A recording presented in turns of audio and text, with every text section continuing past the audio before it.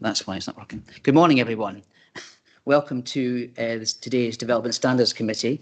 Welcome to public here and everyone online. Just to give advice at the start, today we do have some technical issues in that our sound and some vision has gone in the chamber. So we will be adapting ourselves here to operate the meeting appropriately. First of all, can I ask for any apologies for absence?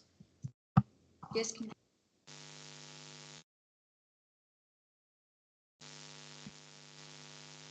Sorry, start again. Convener, we have apologies from councillors Durno and Stewart, and councillors Doran, Fairweather and Gall are attending remotely. Thank you. Can I ask any elected members in present in chamber and online if there are any declarations of interest or statements of transparency?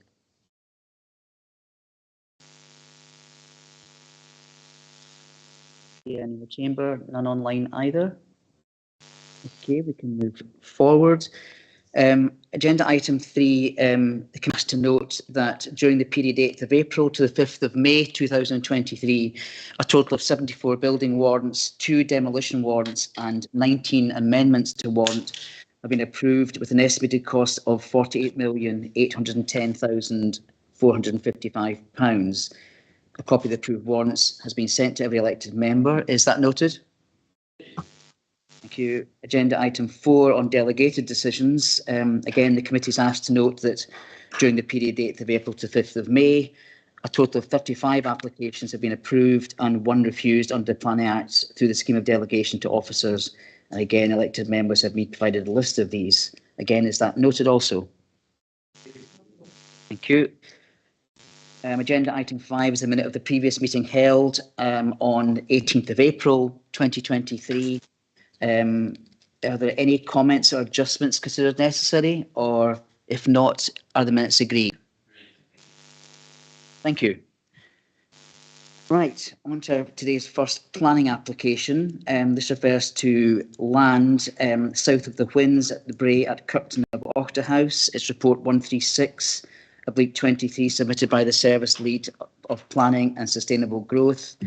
I'm asked the officer to present the slides. Thank you very much, Convener, and good morning, members. First application today is a planning application for a single house on land south of the Whins at the Bray, Kirkton of Auchterhouse. Now, this is an application by Mr. Alan Guild and Miss Amy Kilcoyne. If we look, apologies, firstly at an extract from the local development plan. This shows the settlement of Kirkton of Auchterhouse, and the blue arrow on the screen identifies the approximate location of the planning application site itself. So you can see that it lies within the defined development boundary identified by the local development plan.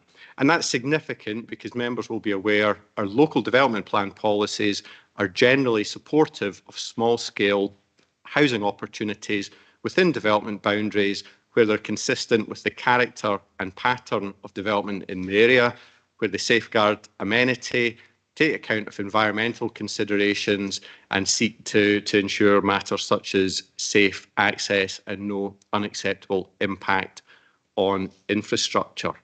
So just in terms of the slide that we have before us, we have the Bray running approximately down the western extent of the development boundary that we see here.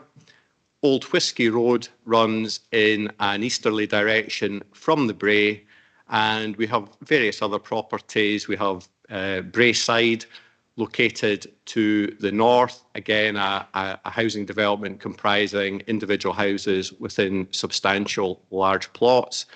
At the southern extent, we see a slightly different pattern where we have, again, houses, but on slightly smaller plots. Moving on, and in a little bit more detail, we see the approximate location of the application site identified in the red tone. You can see it wraps around an existing property, and that existing property is known as the Whins. So access proposed to the north of that property, wrapping round to the main body of the application site that you see in this area. Just to pick out a few features, we have the Bray, the public road located at the west of the site, Old Whiskey Road that I've referenced earlier, running along the southern extent of the site, and the Bray side located to the north, and Parkside and Piper's Way, I think it is, to the approximate south of the site. Now, again, just in terms of this slide, you'll see range of plot sizes, particularly large within the Old Whiskey Road and Brayside areas, varying plot sizes when we look to the south on Parkside and Piper's Way. And similarly to the immediate south of the site, we have a range of plot sizes, 3 immediately to the south, generally 700 to 1,000 square metres in area. Application site we're looking at in excess of that size, even discounting the access track that we see in this area. So in very broad terms, the plot size is comparable with those in the area. The idea of a house in this location addressing the Bray is again consistent with the pattern of development that we see in the wider area. Looking at the plan in a little bit more detail, you can see the access coming in to the north of the Whins. The image on the right shows screen fencing proposed along the southern extent of that access and down the eastern boundary of the Whins property in order to provide privacy to the rear garden of the Whins itself, and the house located in the southern extent of the site. Now, the western elevation, the elevation that we see here, is the elevation that faces the Bray and also faces the western extent of Old Whiskey Road. And as we'll see from elevation drawings, this is the principal elevation of the property itself. And again, just in terms of this slide, maybe draw attention to the plots to the south. We have Yew Tree Cottage, Stonyville, I believe, and you can see that those are comparable in size to the application site. Again, in terms of the orientation of the property, similar and reflective to the two properties to the north, the Whins and Janda, I believe, is the property that lies to the north of the private driveway. Just in terms of separation distances and amenity, we're looking at a blank gable in this area. This is the closest point of the proposed house to the Whins, and that's a separation distance in the region of 17 metres. Now, that exceeds the council's design guidance requirements.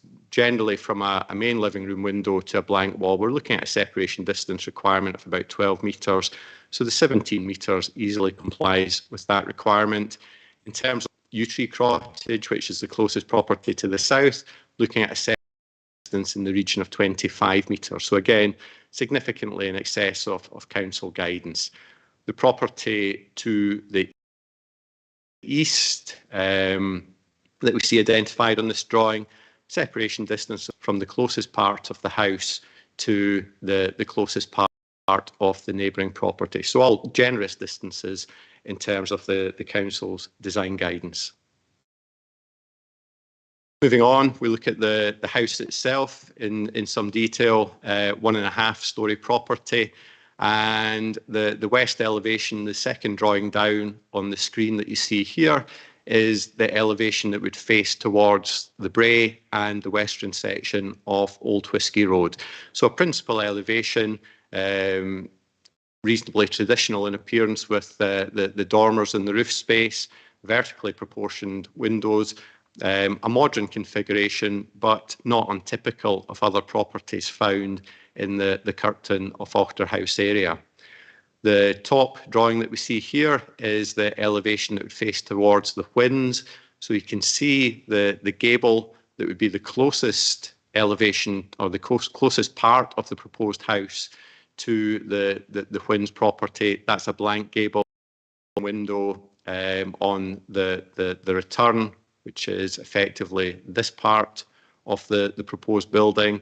And again, that's a separation distance in excess of 20 metres. So again, easily complies with the council's design guidance. Draw attention to the bottom image as well. This is the elevation that would face the majority of Old Whisky Road. So again, not an unattractive in the context of the street scene. If we look at some photographs, you'll see in representations there's reference to woodland that previously occupied the site, and you can see that from the street view image that we have before us. The property at the left-hand side of the screen is the Whins, and the woodland located to the south of that property and in the proximity of Old Whisky Road is just at the right-hand side of the screen that you see identified by the cursor. If we look at the site as it exists now, you can see substantially cleared of woodland. So again, we have the Whins at the left-hand side of the screen, Old Whisky Road in this area, previous trees that occupied this area of the site and the middle ground that you see in this area have been removed. Now you'll notice from the report there and from representations there's some discussion about that, but to be clear, the trees on site were not subject to a tree preservation order, no breach of planning control to remove them, and Scottish Forestry has confirmed that there's no restocking requirement associated with the site. So in planning terms, it's appropriate to deal with the site as we find it at the current time. Similar issue image. This is from the Bray, looking in a generally southerly direction. So the Whins located just behind the tree that you see in this area. Proposed house located roughly in the area identified by the cursor. And this is Yew Tree Cottage located just to the south. So you can see, perhaps make out its garden area reasonably well screened by the stone boundary wall that you see in this image. Again, made reference to Yew Tree Cottage and the properties to the south of it. This is again a street view image, but we have Yew Tree Cottage located at the left-hand side of this image. Stonyville, the property located in this area, so a more modern property. More contemporary in its design, and again an older cottage style property located at the right hand side of the screen. So I would suggest the inclusion of a further plot in this area is reflecting the general pattern of development in this area of the Bray. Just a couple more images of the site itself. This is looking from Old Whisky Road in roughly a westerly direction. So we have the Whins located in this area. You can see its window located here, but closest opposing part of the building is the blank wall, the blank gable of the proposed house at a distance of around 17 metres. Again, in terms of Old Whisky Road, proposed house set back around 10 metres from the carriageway, and the house at Yew Tree Cottage set around about 15 metres from the inside of the carriageway, so about 25 metres between the properties. So no issues in terms of impact on amenity. There will be changes to the amenity of the properties in the area, but that's not the consideration. The consideration is whether those impacts are unacceptable. Again, just looking at the site, you'll see reference in some objections to the watercourse that runs through the application site, and you can make it out just in this image. Now, again, photographs submitted with the objections show significantly more water in the stream than is reflected in this image, and that will undoubtedly be the case. But our roads colleagues have considered the issue of flooding in its capacity as Flood Prevention Authority and has confirmed no objection to the application, no significant concerns regarding flood risk.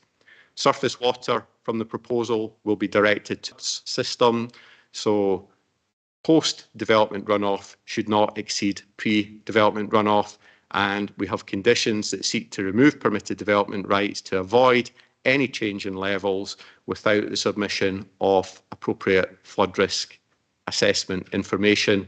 And similarly, those conditions seek to remove permitted development rights that could otherwise allow works which could potentially change flood risk issues in the area.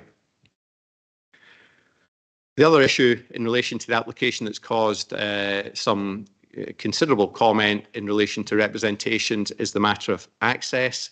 And as I've indicated, access to the site would be taken from the Bray at a point to the north of the property known as the Whins.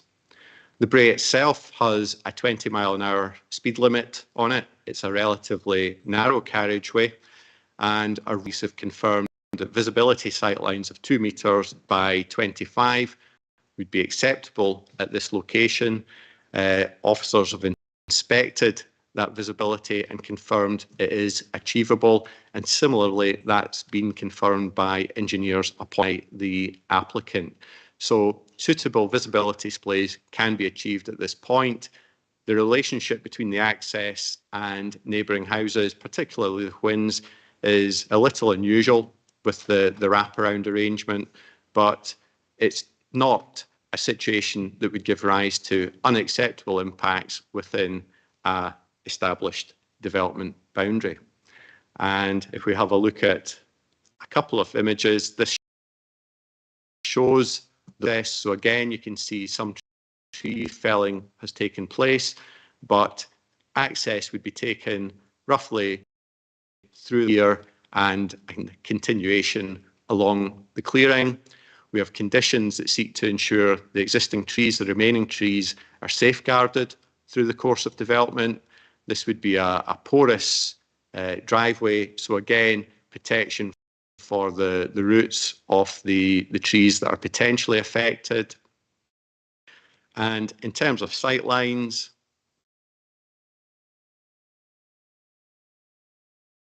apologies, this is just looking along the Bray, proposed access taken in round about the middle point that you see here.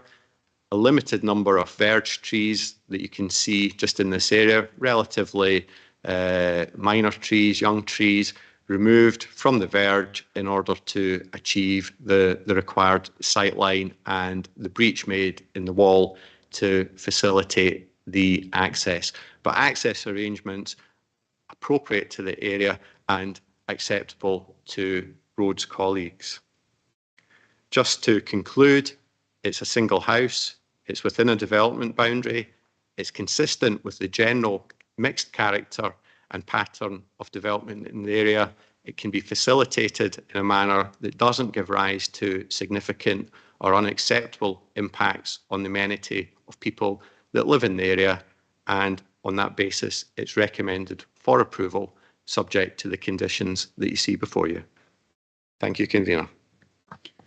Thank you, Mr. Hunter. That's fine for now. Can I just ask initially if any elected members have any questions of the officer? Please.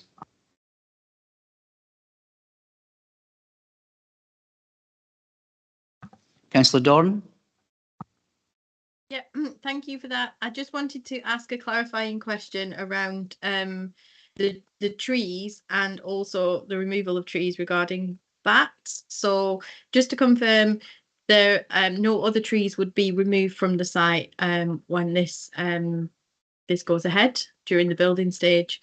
And would it be usual for any trees to be that should be removed for a bat survey to be taking place? Because I know that was mentioned in some of the objections.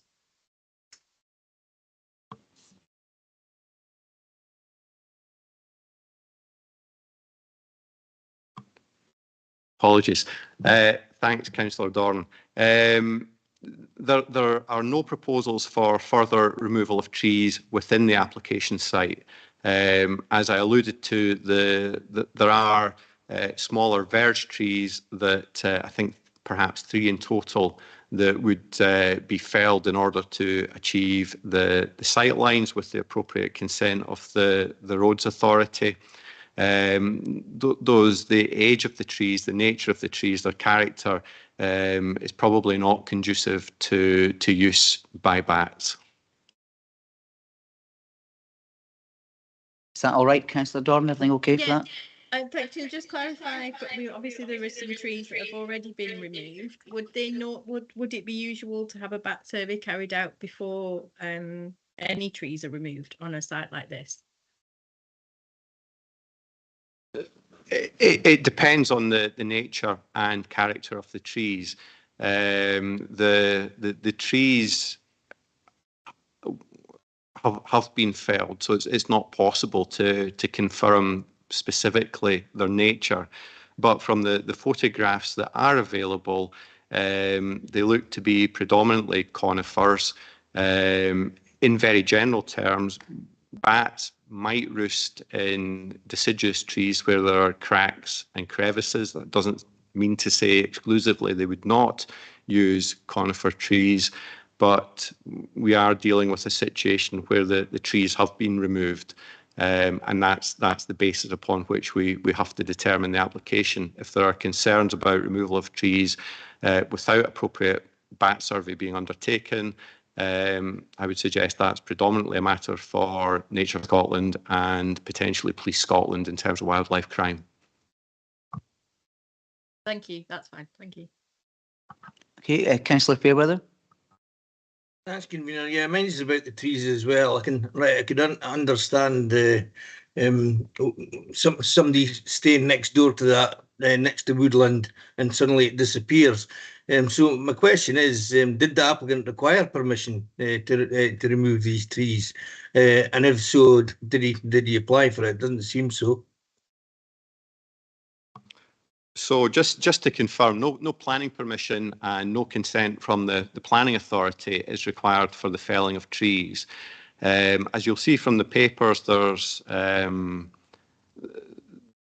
some dispute about the who felled the trees and why the trees were felled, but ultimately, I think what's relevant for members is to note that Scottish Forestry have confirmed there is no restocking requirement associated with the site. So the trees have been felled, the trees are no longer there, and no one can require the trees to be replanted. We have to deal with the application on the basis it's been submitted and on the basis of the condition of the site as it exists at the present time. Thank you, Mr. Hunter. There doesn't seem to be any other questions online. Are there any other in the chamber at all? No, I'll just ask one myself, if that's all right, Ms. Hunter. There's just can you just confirm to me that roads are satisfied with the visual splay on access onto the Bray that's shown in the plans? Thank you, Convener. Yes, roads have inspected the access and confirmed that visibility sight lines in accordance with their requirements can be provided.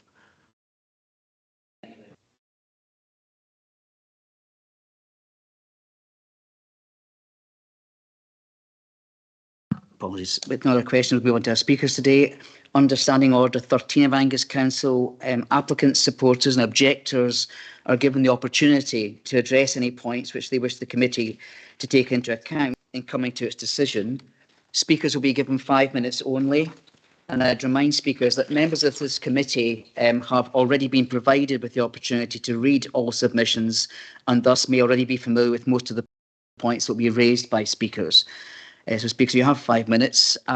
We will start, I think, with, is it Ms. Blackburn, I think, who's online? Ms. Blackburn? Thank you, Convener, and thank you, Mr. Hunter, Councillor Doran and Ferguson for the questions. Thanks for the opportunity to address the committee this morning. First of all, I just wanted to acknowledge the work done by the applicants team to address some of the issues that have been raised by neighbours and indeed by the Community Council. Our objection is not about the house itself, but the objection relates to site access and the proposal to create a new vehicular access off the Bray as described in the presentation.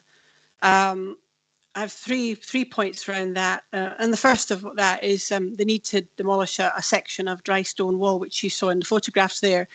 It's described in paragraph 8.21 as a small breach, and indeed in the presentation as a small breach. But actually, and there was no context given that, actually that breach is 8 metres of beautiful dry stone wall, which has moss growing on it, beautiful moss growing in it. It's a stretch of wall between the properties at Janda and the properties at Windsor of approximately 40 metres, and therefore I would suggest that that is actually significant, although it's described in the paragraph 8.21 as not significant. The second point on the axis there is about that it will have the impact of destabilising the wall to the north and south of that 8 metre stretch, and affect the pillars and the access to the neighbouring property. So that's really about the wall that needs to demolish that. It's an 8 metre. It's not mentioned in the narrative in paragraph 8.21, but it's 8 metres, which is the length of two family-sized cars. My second point was around sight lines, and there are 3 different sets of measurements given in this, and clearly it's been a difficult issue to address. Paragraph 8.12 wasn't clear if the road service had actually validated on site.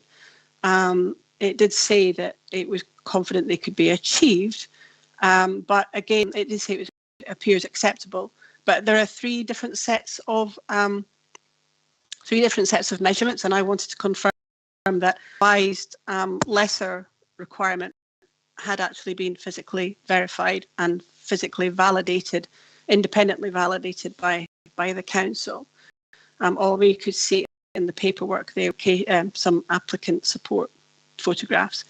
The third point really was about the unusual nature as acknowledged in 8.9. There seems to be no justifiable reason to create a wraparound, convoluted access to the property when shared, it hasn't been mentioned, but shared existing access already exists at the entrance of the drive.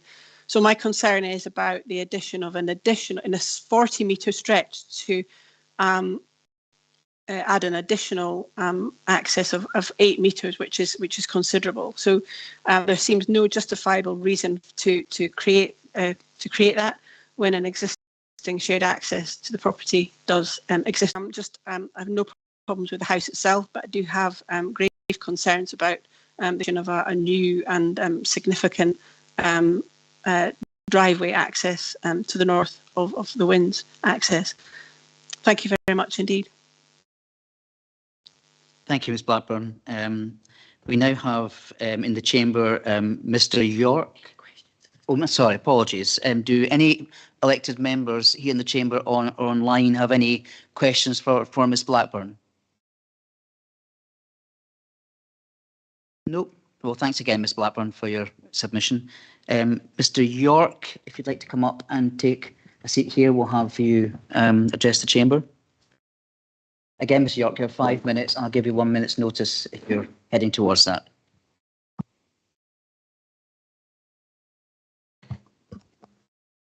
Thank you, convener and members of the committee. I would just like to state out that I also have no objections to the actual property that is being built there. My main concern is the title plan is incorrect and has been incorrect since 2003. Therefore, the planning application is therefore incorrect for the following reasons. I have numbered the reasons 1 to 10. Old Whisky Road serves approximately 16 houses. On the plan, the verges are not recorded at the entrance or the exit to Braeside. Where have they gone? They're on Google Maps, but they're not on the plan. How do the pedestrians, cyclists, joggers, dog walkers access and exit the 16 properties for the last 6 decades? How do the fit and healthy and senior citizens avoid DPD traffic? How do the disabled avoid the bin lorries? The dog walkers avoid the tractors and oil tankers, delivery vehicles and building supply lorries and removal lorries that need to access onto Old Whisky Road. When they turn into and exit, they need more width. Can I tell you how? Currently, they stand on the north verge, which is the highest side of Old Whisky Road, so they are not underneath these large vehicles. The title plan loses the verge and 35% width of Old Whisky Road as it currently stands. The title plan clearly shows the verges on the 16 houses in the Bray. Why do the verges in the Bray have, why do the properties in the Bray have services and verges for their properties? Their title plan is correct, yet Old Whiskey Road loses verges to property boundaries due to a land registry mistake. The Winds has not accessed directly to Old Whiskey Road in over 6 decades. It's never had access to Old Whiskey Road. Why has the Winds boundary fence been removed along the side of Old Whiskey Road? The only reason I can think of is to gain extra land and gain access to Old Whiskey Road, to gain from a land registry mistake. Fourth, the first property on the south side of Old Whiskey Road. According to the title plan, Old Whiskey Road verge goes to this property on the south side, reducing access to Old Whiskey Road by 35%,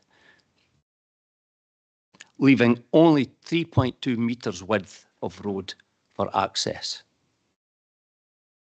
What is the width of a council bin lorry? It's 3.1 metres, and you're leaving us with 3.2. This is leaving 5 centimetres either side of the bin lorry. How do your drivers exit, enter cabs? How can this be safe? How can this be legal? The answer is it's not safe, it is not legal. Number 6, what is the height of the wall on the south side of Old Whiskey Road? It's over 2 metres, yes. It is one of the highest dry stone walls in the area. Would you let your elderly parent become trapped between a 2 metre wall and a 32-tonne bin lorry? Your disabled daughter, your child waiting to be collected at the end of Old Whiskey Road by the school bus. How does the bin lorry enter Old Whiskey Road to pass the elderly, the disabled and the school children behind this 2 metre wall when the width is reduced by 35% in winter, in the dark? Question 8, why am I here? This verge is not on my property. I have elderly parents. I have a disabled daughter. I have a vehicle of an 8.2 metre length. Are we all to be trapped by this land registry mistake that nobody is picking up on? Historically, I have lost garden ground, access to communal lands, and have had property sales delayed due to land registry mistakes in the Angus Council areas. Therefore, we all know what to do to fix it. My immediate neighbours were all assured of a 10-metre gap in 2006 between our houses and the Bray development. This was not adhered to. Again, Angus Council let this fall. The verges must be left in ownership with the road. Number 9, Old Whiskey Road is not owned by me or any of the houses of Old Whiskey Road. The verges and the road are in separate ownership. Is the current owner of Old Whiskey Road and the verges aware of the current situation? Because he's not listed here. Number 10, any planning decisions must be made for the good of the community and the safety of its residents and service providers. It is my intention to make persons responsible aware of the risks that will be imposed upon the local community if you allow the verges to be taken away from Old Whiskey Road into property ownership. Thank you for your time. Okay, Mr. York, could you just stay there for a second in case any questions from members online or in the chamber?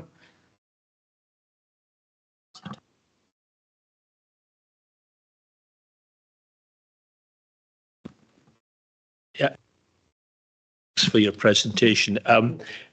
I was going to raise this actual point earlier and I didn't do, just for clarification. The Bray Road is an adopted road.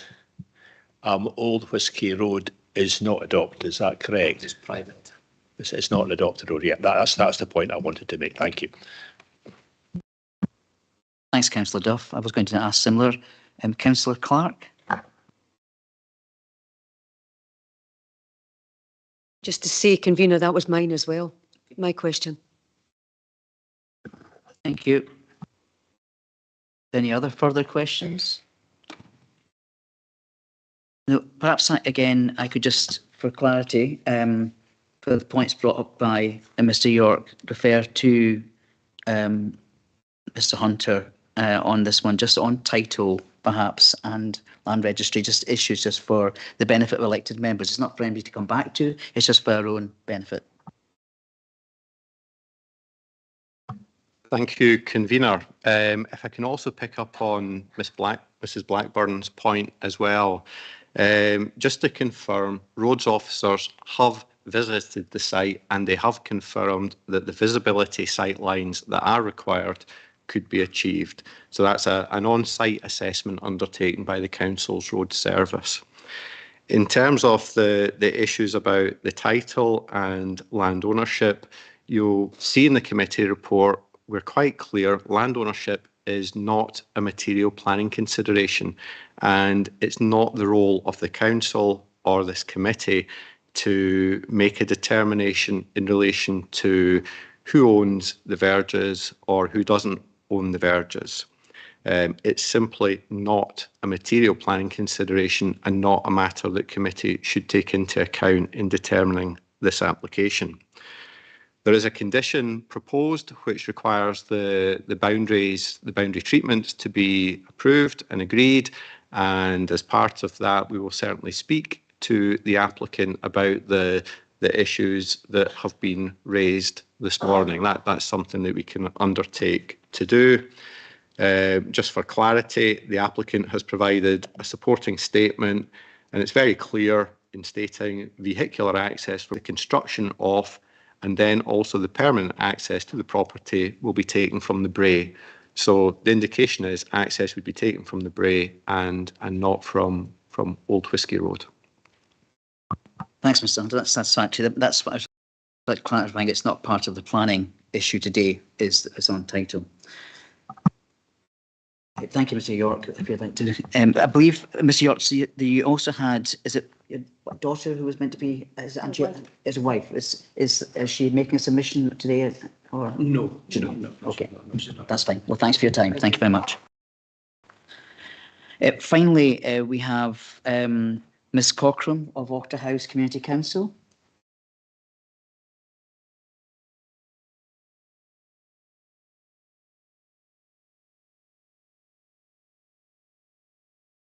Okay, Ms. Cochran, I'll give you 5 minutes and I'll give you a minute's notice when your time's almost up, okay? Thank you. Just switch on your microphone. Good morning. Before I start, I've been given permission to add, just at the end of my presentation, a very brief, it's only 3 lines, presentation by Graham Leese, who was to attend this morning, but there's been a crisis at Ninewells and he has had to send his apologies. Would it be acceptable for me just to read out his 3 lines? Yes, at the end of my presentation? That would be fine. Thank you. You lead into your microphone.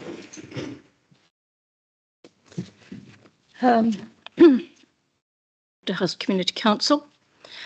We have no further comment about this application as such. It has been a bit of a marathon for all parties, and we do want to comment briefly on the Planning Officer's report and 1 or 2 issues arising from it.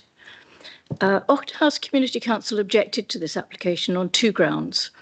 One was the one house, one plot, and the other was the felling of a plantation of mature trees without a felling licence, so having no requirement to replant. The first objection has been dealt with straightforwardly, but we do want to comment further on the second. The report notes that Forestry and Land Scotland indicate that no replanting requirement attaches to this application. The felling is described in the report as historic. It's not very historic, just 4 or 5 years ago.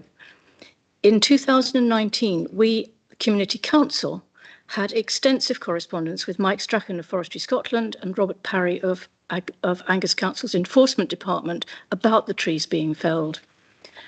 Mr. Parry indicated that as no development proposal was coming forward, this was not relevant for their department.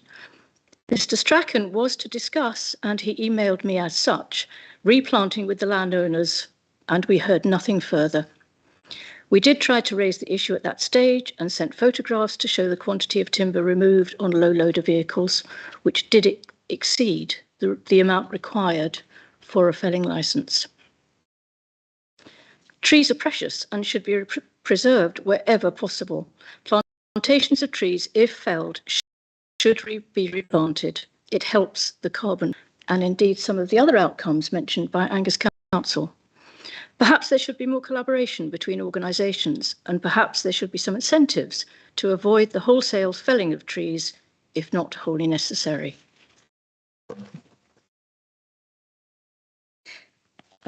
Excuse me. Okay. The several conditions attached to this recommended approval are welcome and go a long way to addressing the concerns and issues that we raised. We trust that the amended access sight lines, which are contentious because they affect a neighbouring property, are now workable and will pose no threat to the stone walls at the entrance of the neighbouring property to the north, that's Janda. Site access will be solely from the Bray, that is welcomed. We trust that the assessments undertaken and the proposed conditions will ensure that the downstream flood risk is adequately addressed. In their final submission, the applicant has committed to replacing the entire length of the post and wire fence along Old Whisky Road back in its original position, which is very welcome, especially if this can be done before construction begins. We recognise that errors in planning applications are not necessarily important, but these are documents expressing the applicant's intent and are also for the information of the public, so factual accuracy and consistency should be expected, even down to postcodes. We know that the Planning Enforcement Department are very busy, but unmet planning conditions can, and indeed have in Ochter House, caused a good deal of local upset and permanent knock-on effects. The success of this application depends on the planning conditions attached all being carried out fully and in a timely fashion. Finally, we would like to thank Angus Council Planning for a detailed and comprehensively considered report, which we think offers a fair and satisfactory conclusion. Thank you. Right, thank you very much indeed, Ms Cochrane, that's fine. Do any members have any questions for Ms Cochrane? Nobody online, nobody agenda. Mr Concord, that's fine then. Thank you very much. You can return to you. Oh, I'm sorry. Sorry, you do have a statement to read out. Thank you. This is from Graham Leese, who is a resident and who did object. And what it says is, all I wanted to say was, we thank the planners and applicants for their work in addressing the concerns raised. We are looking for reassurance now that the new proposed soakaways will be sufficiently robust to prevent overflow. Otherwise, there will be flooding of Old Whisky Road and potentially of Miss Potts' property at Ute Tree Cottage, which is just to the south of the access to Old Whisky Road. Thank you. Again, thank you very much. You may return to your seats. Thank you. Right, we've heard from the speakers. Do we have any comments from elected members? Councillor Brace.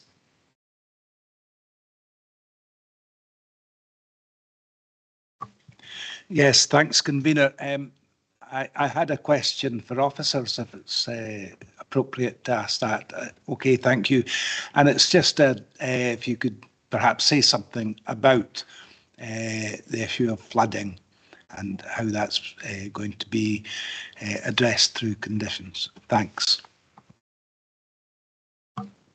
Thank you, Councillor Braze. As you'll see in the report, we have a condition that seeks to regulate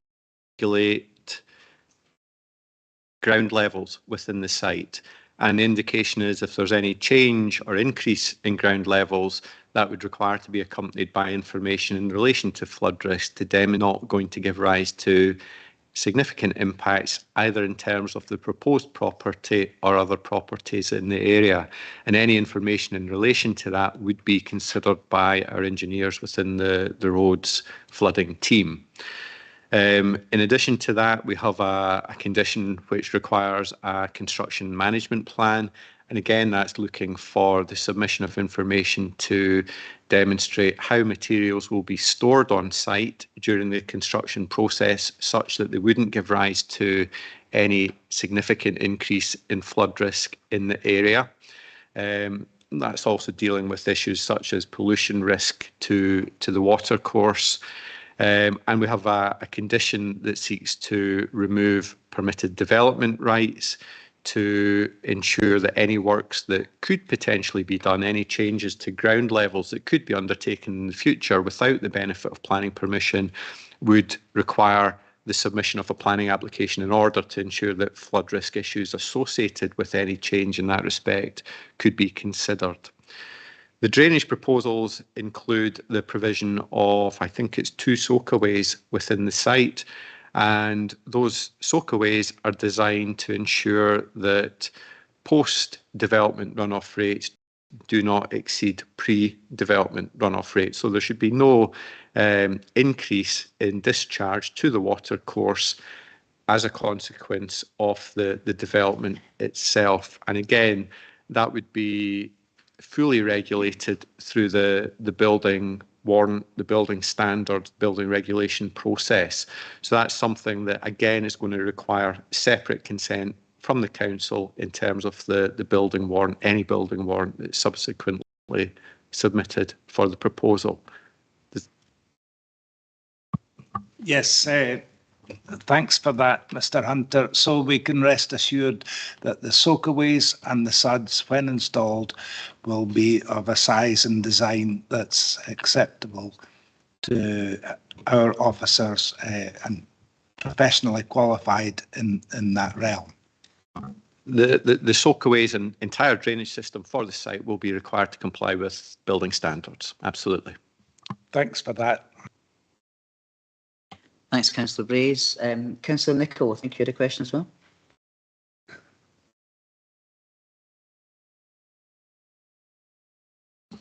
Mine is a comment. I would like to comment that I think the officers are correct this time, and I would think the site and the house ticks all the required boxes, and we should approve this applicant. Thank you. Thank you, Councillor Nicholl. Are there any other comments from elected members online or in the chamber? No? Okay, I'll just sum up then in that case.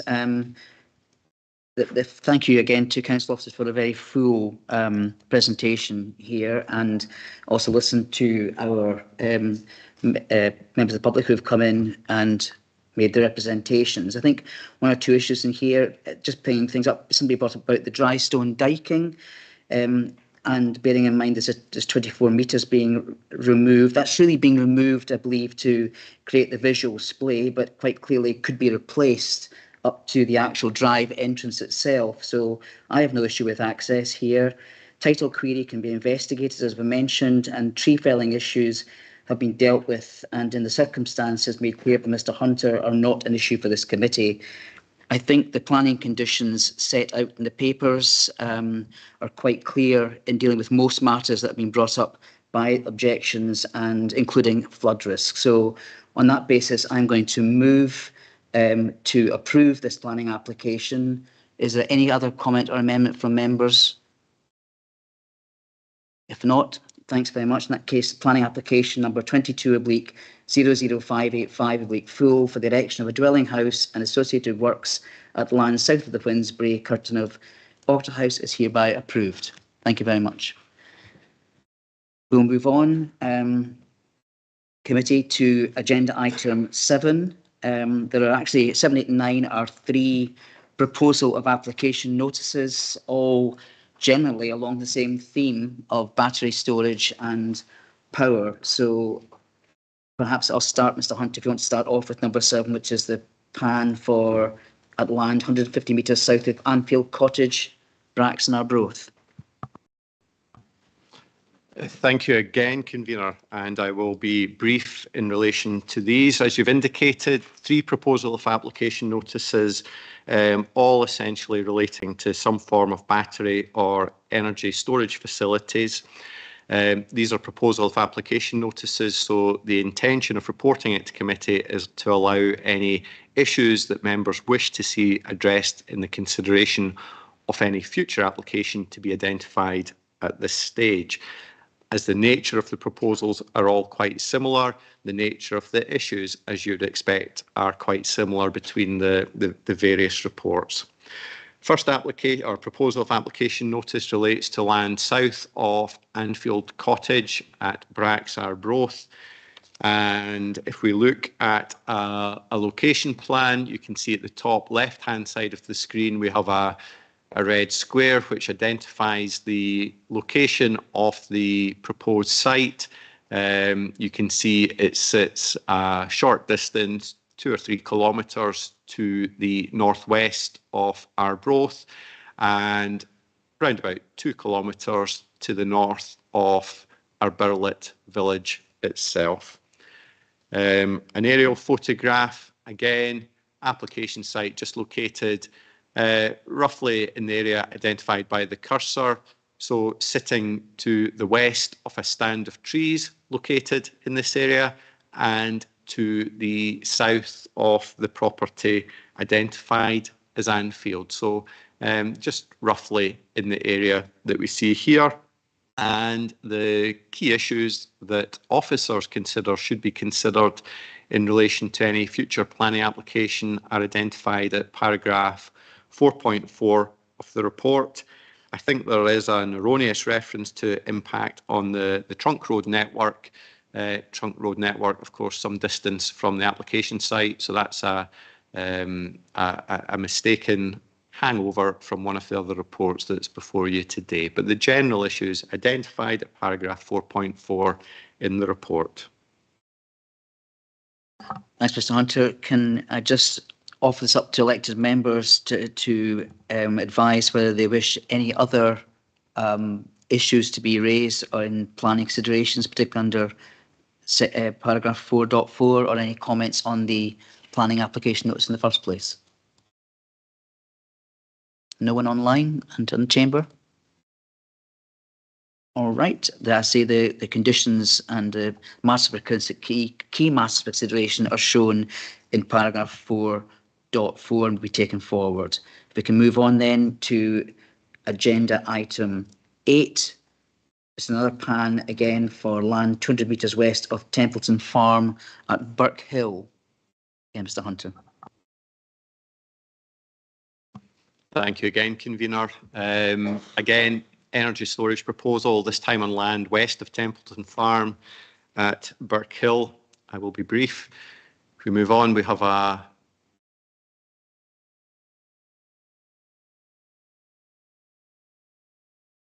technical issue.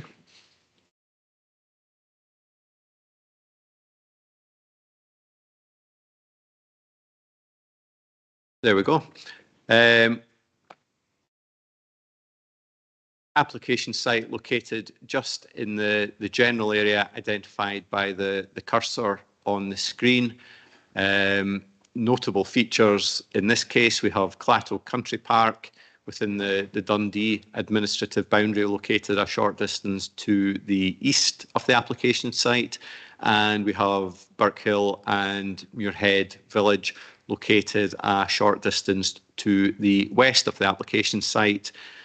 Closer to the site, we have 2 cottages located round about 20 metres from the southern boundary of the application site, and we have the Templeton Christmas tree factory and Christmas shop located again just a short distance to the east. But again, the issues are identified in paragraph 4.4 of the report, similar to those identified for the similar proposal at Arbroath.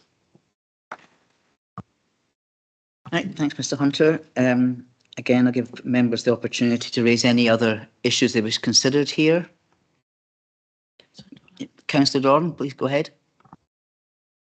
Thank you. On the map that we've got within the papers, I was just trying to work it out. It shows a bit of more of a close-up view of the area, and it looks like there's a plan that goes towards Dighty Water.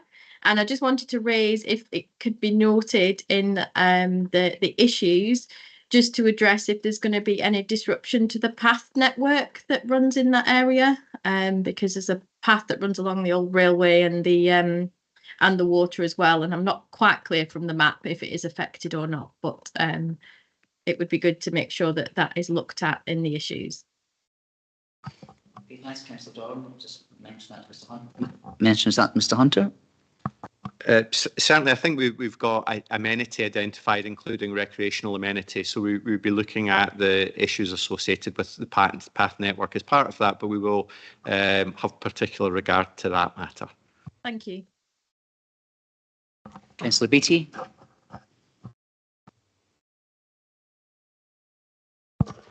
Thanks, Convener. Can I just ask, the batteries that are going to be stored there, do they vent gases, given the close proximity to the two cottages 20 metres away?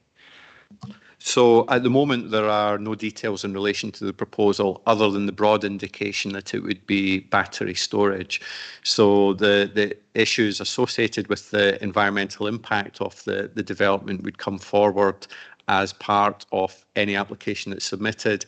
And I think that that general issue would be covered by the amenity matter that's identified in the considerations, but we could add that as a specific comment to the prospective applicant, probably in relation to each of the applications. Okay, that's great. Thanks very much. Good point, Councillor Beattie. Thank you very much for that. Are there any others? No. Okay. We'll take the noting at the end here and move on just because of the same on to agenda item 9, which is the same. For this case, it's land at Moat Mill Bridge, Teeling.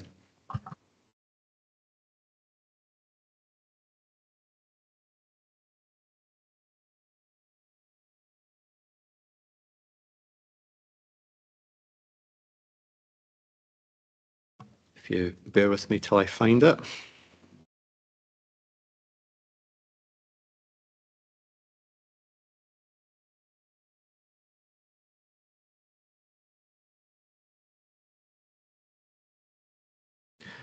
Apologies for that. Again, energy storage, battery storage, this time on land at Moat Mill Bridge, Teeling. In a little bit of detail, we see the proposed application site itself, just identified in red on the screen. Notable features, we have the A90 trunk road, located a short distance to the east, and hence the reference to the potential impact on the trunk road within this particular committee report. We also have the Teeling substation, electricity substation, located just a short distance to the, it would be northwest of the proposed site itself.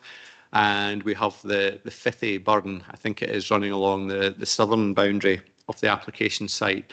So certainly in terms of SEPA flood maps, this is an area that is potentially susceptible to flood risk. And my O-grade physics did suggest that water and electricity doesn't always mix particularly well. I didn't do very well at higher physics, so my knowledge beyond that is limited. But certainly a matter that we will highlight to the applicant, and I'm sure would be taken into account in determination of the application. And finally, I think we have an aerial view.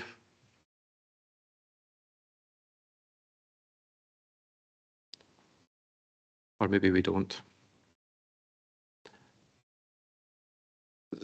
There is a delay, so apologies for that. Aerial view just shows the context of the site.